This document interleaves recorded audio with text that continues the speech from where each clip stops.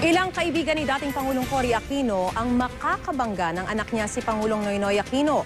Sa gitna pa rin yan ang pagpabor ng Pangulo sa charter change na mariin noong tinutulan ng kanyang ina. Saksi si Sherry Ann Torres. Sa mga nagdaang malalaking protesta laban sa charter change, nakapronta si dating Pangulong Cory Aquino. Noong 1997, laban sa itinutulak na charter change ni dating Pangulong Fidel Ramos. Noong 1999, sa Ayala Avenue, laban naman sa charter change version ni Joseph Estrada.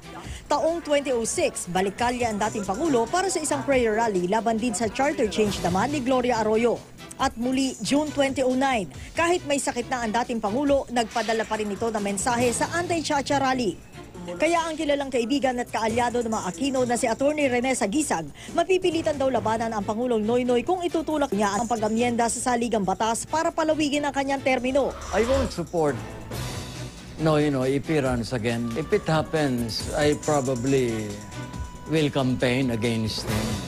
Maging ang isa pang kilalang kaibigan ng mga Aquino, si Vice President Jejomar Binay, lalabanan din daw ang tangkang baguhin ang 1987 Constitution na ginawa nung panahon ni Cory Aquino. Sabi ni Binay, di na raw dapat itong ipilit ni Pinoy dahil pwedeng hatiin ang usapang charter change ang mga Pilipino, tulad na nangyari nung mga nakaraang administrasyon. Bukod dito, pwede rin daw magkaroon ng political at constitutional crisis kung itutuloy ang tsatsya ngayon. Sana huwag siyang magpadala dun sa mag-a-advise sa kanya na may self-interest at saka may reservation. Parehong sinabi ni Sagisag at Binay na huwag pakinggan ng Pangulo ang mga bulong sa kanya. Wala anyang indispensable na leader sa bansa, kaya ang dapat daw, gayahin ng Pangulo ang kanyang ina na kusang loob iniwan ng kapangyarihan sa kabila ng sulsol ng marami. I want him to rest. At siguro, bata pa naman siya. Let him enjoy fatherhood na rin. I want him to be like his mother, not hungry for power.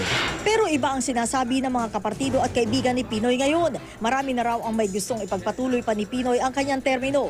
Katunayan, kaya raw ng mga kapartido nito na magtrabaho para maipasa ang charter change bago matapos ang termino ni Aquino sa 2016. Marami ang nagsasabi na para masiguro yung daang matuwid, wala nang mas mabuti kung di pagpatuloy ni Pinoy yung kanyang pamumuno. No? At mangyayari lamang ito kung magkaroon ng second term.